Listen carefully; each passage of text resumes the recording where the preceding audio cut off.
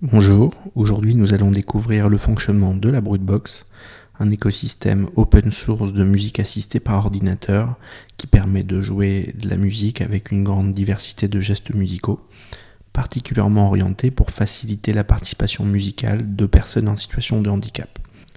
La Brutebox se joue à l'aide d'une collection de petites boîtes qui contiennent différents capteurs qui permettent de créer une grande diversité de scénarios musicaux. Ici, des boutons poussoirs type arcade, faciles à prendre en main, un capteur de distance qui capte les mouvements de la main au-dessus de la boîte, un capteur de lumière,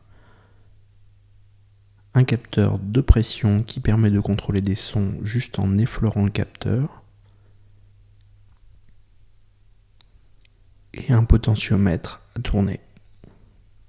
Vous pouvez également jouer avec un micro connecté par le biais d'une carte son externe, mais aussi potentiellement connecter d'autres instruments par le biais de cette carte son.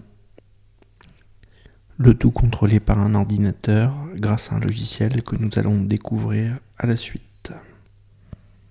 Avant de câbler, j'ai déjà positionné les éléments dans une configuration propice au jeu collectif. Voici avec tous les éléments connectés. Pour plus de détails, allez regarder le manuel de fabrication. Passons à la partie logicielle que nous allons commencer par télécharger. Pour cela, il faut aller sur le site malinette.info.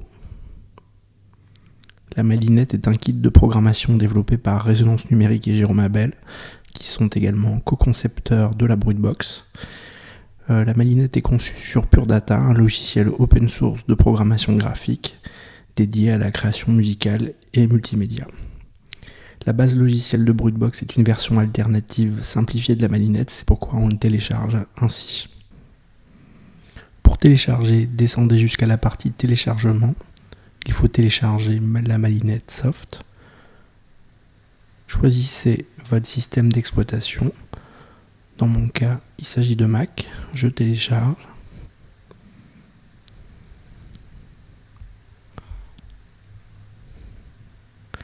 Une fois que vous l'avez téléchargé, il faut le dézipper.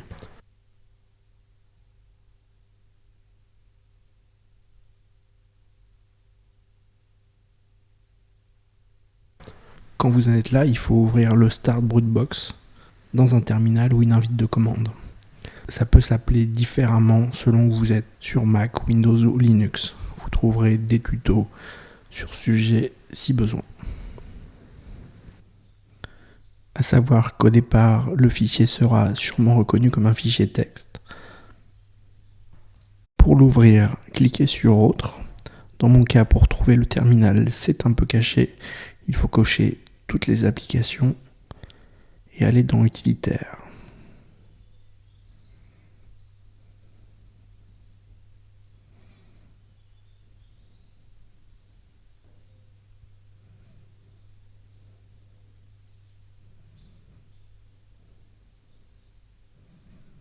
Terminal, toujours ouvrir avec. Évidemment, il ne le reconnaît pas. Je vais autoriser dans mes paramètres de sécurité.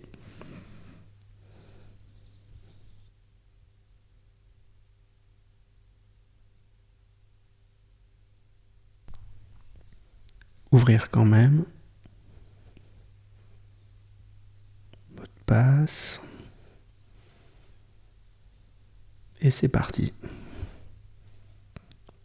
Plusieurs fenêtres s'ouvrent, dont certaines qu'il ne faut pas fermer.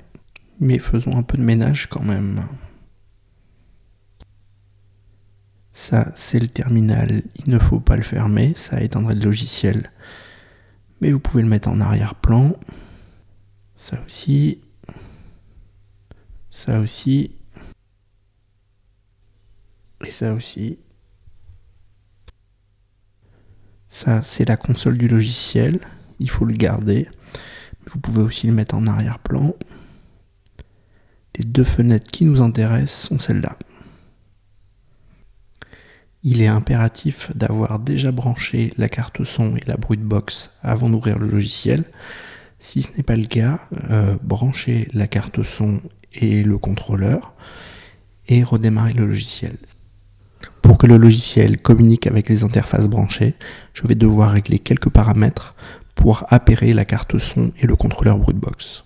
Pour reconnaître la carte son, allez dans l'onglet Média, Paramètres audio et choisir votre carte son dans les périphériques audio in et out.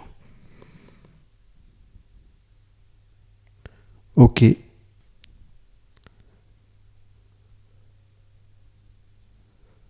Ensuite, Média, Paramètres MIDI et choisissez le périphérique d'entrée qui correspond. Sur mon Mac, il est reconnu comme Teensy MIDI, le nom du microcontrôleur qui permet de faire marcher la Brutebox. Sur Windows et Linux, il peut changer de nom. OK.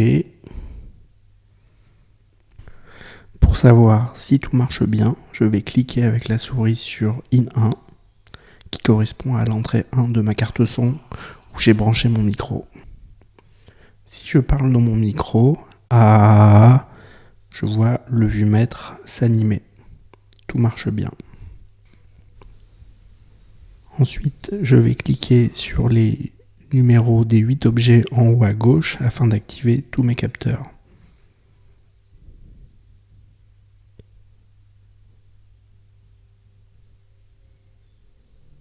Et si j'appuie sur mes petites boîtes boutons, je vois un signal orange apparaître qui correspond à mon action. Le contrôleur est bien lui aussi activé. Maintenant, passons au jeu. Pour cela, ouvrons les projets préécrits. Cliquez sur Projet. Ouvrir par exemple Atelier collectif type 3.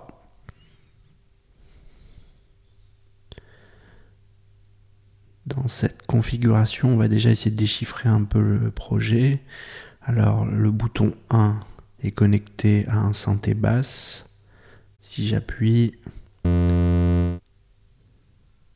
pareil pour le 2 et le 3. Là, je vois que le bouton 4 ainsi que le capteur de distance sont connectés à un synthé percussif.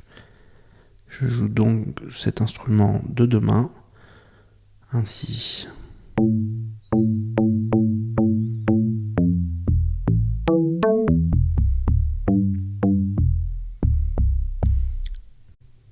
Pour activer le synthé orgue, j'utilise le capteur branché en 6, mon capteur de lumière, qui se joue en faisant de l'ombre sur le capteur, un peu comme le capteur de distance.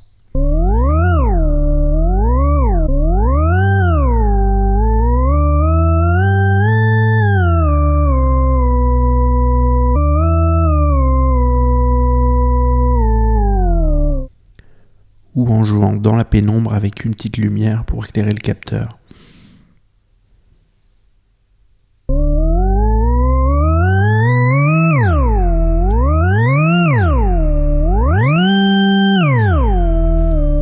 Vous pouvez aussi jouer avec la voix. Vous voyez que le capteur pression est relié à l'effet pitch. Je réactive, j'avais coupé.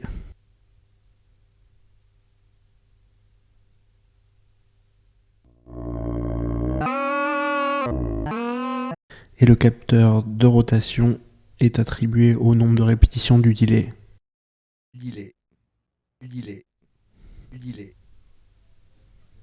Déjà à partir de là, si vous savez naviguer dans les projets, vous pouvez déjà jouer en naviguant dans tous les exemples existants. Là, on va passer à la partie la plus intéressante, mais qui demande le plus d'assimilation de connaissances, c'est-à-dire de créer son propre projet ou son propre patch. Donc on va repartir sur un projet vierge. C'est New dans Projet. On voit que j'ai besoin de connecter ces capteurs à des instruments pour les faire moduler et les relier aux sorties de l'audio, l'équivalent de la table de mixage. Et pour ça, j'ai besoin de faire une chaîne interactive avec différents objets. Je vais donc sur Objet pour choisir ce que je souhaite importer. Par exemple, ce synthétiseur. Hop. Et là, on va découvrir un mode qui est hyper important. Ici, grâce à ma souris, je peux importer mes objets, bouger des glissières, cliquer sur des sélecteurs de variables, mais je ne peux pas déplacer des objets ou connecter les fils. Ça, c'est ce qu'on appelle le mode action. Je vais donc passer en mode édition. Et pour ce, je fais soit pomme E si je suis sur Mac ou CTRL E si je suis sur Windows ou Linux. Mon curseur flèche de souris devient une petite main. Et à partir de ce moment-là, je peux attraper mes objets et les déplacer.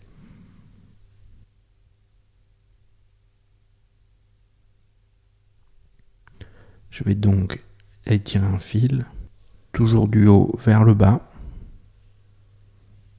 La main se transforme en rond quand j'ai attrapé un endroit d'où je peux tirer un fil.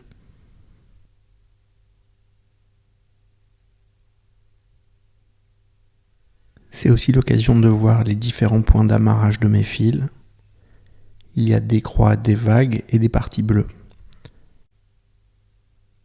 Sur les points X, je peux brancher les capteurs dits tout ou rien, qui n'ont d'autre état que éteint ou allumé, 0 et 1 sur l'afficheur, c'est-à-dire tous les boutons. Et sur les points avec une vague, je peux brancher tous les capteurs variables, c'est-à-dire tous les autres types de capteurs. Potentiomètre, distance, pression, lumière. Pour ces capteurs, les données varient entre 0 et 1. Si je connecte un capteur variable au même synthé,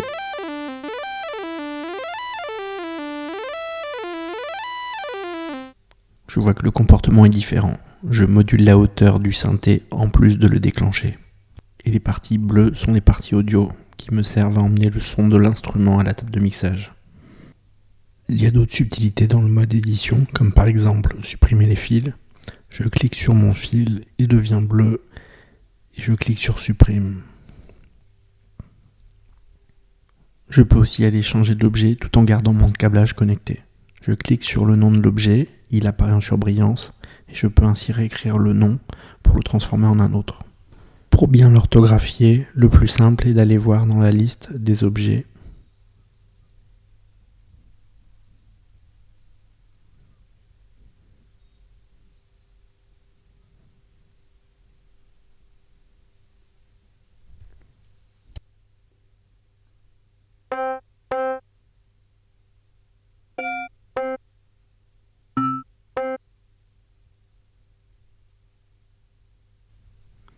À savoir que si je me trompe dans l'orthographe, l'objet apparaît dans ce type de cadre.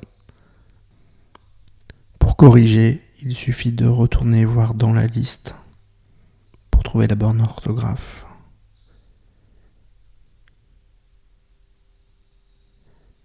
Le réécrire et le synthé va réapparaître correctement. Je peux aussi préciser des presets d'instruments qu'on appelle des arguments.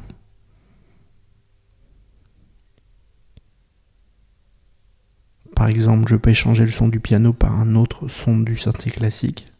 Il y a toujours 16 sons par instrument.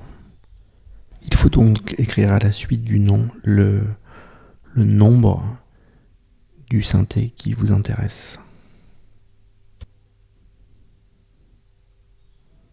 Je peux aussi noter un deuxième argument, la possibilité d'aller attribuer des notes à l'ouverture du patch.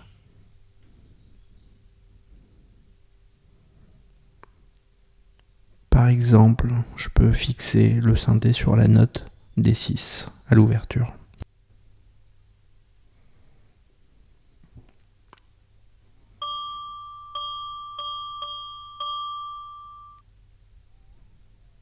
Mais pour apprendre à connecter tous ces instruments, prenez le temps d'aller étudier tous les projets. Par exemple, là j'ai une batterie.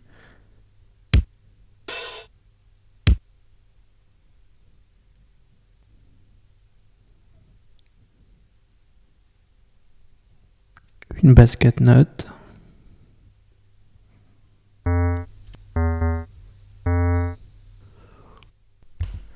Pour bien comprendre toutes les subtilités du programme, allez voir les pages de découverte qui permettent de voir tout ce qui existe dans le logiciel. Il faut bien suivre les commentaires.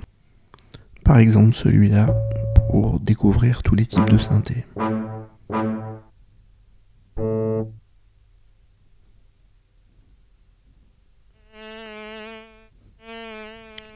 Le synthé mouche pas mal pour apprendre à jouer avec les capteurs de mouvement. Du coup, je vais remontrer tout une dernière fois. J'ouvre un pad vierge, New.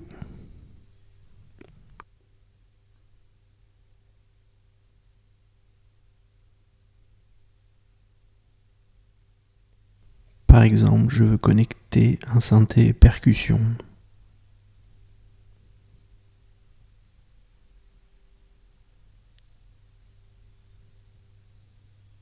Je vais connecter le bouton 1 à ma croix.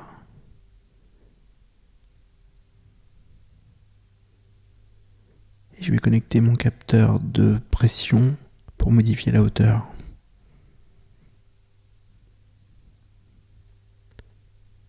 Je vais ajouter une reverb.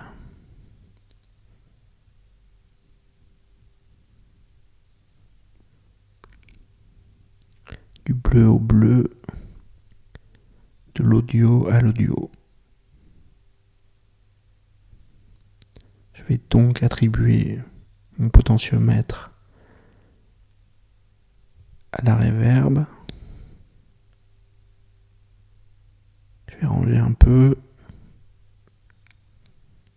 Et je vais repasser en mode action pour activer le capteur.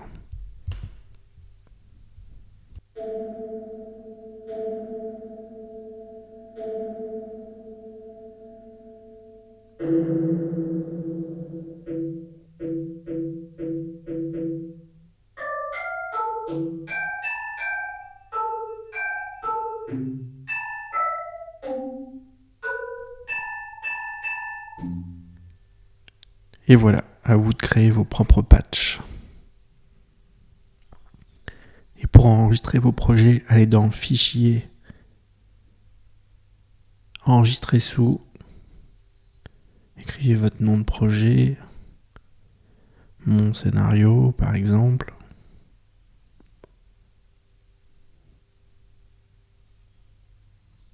Sauvez. Et vous le retrouverez dans votre liste de projets.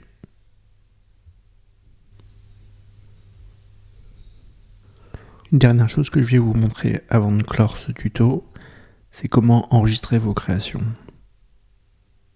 Je vais repartir d'un atelier collectif. Et donc si je veux enregistrer, je clique sur le bouton enregistrer.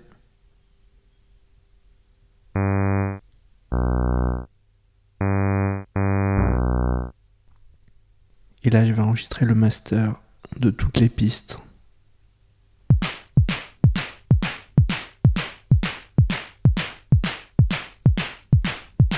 Je coupe l'enregistrement.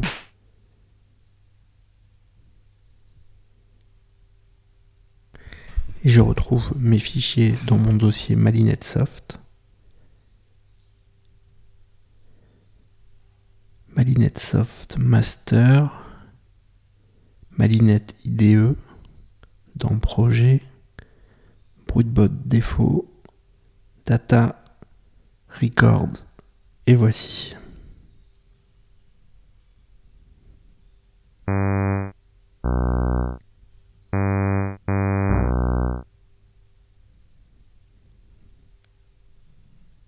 Une autre option d'enregistrement est aussi d'enregistrer piste par piste, ce qui facilitera vos futurs mixages.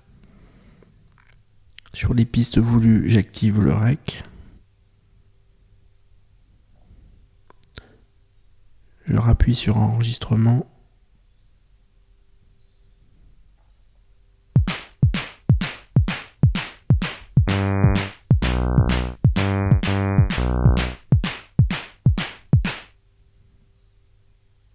Je coupe.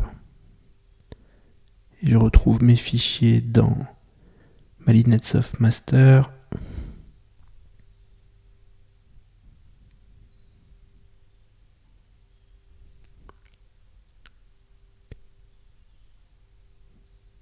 Malinette IDE. Projet.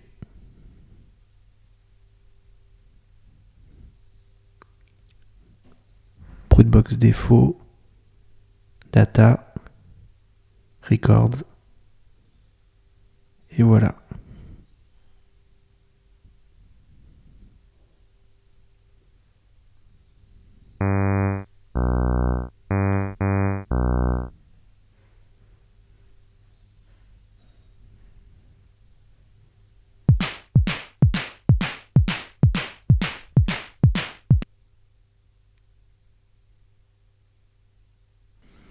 Et maintenant à vous de jouer pour vous emparer de la Brutebox. Merci d'avoir suivi ce tuto. Et à bientôt.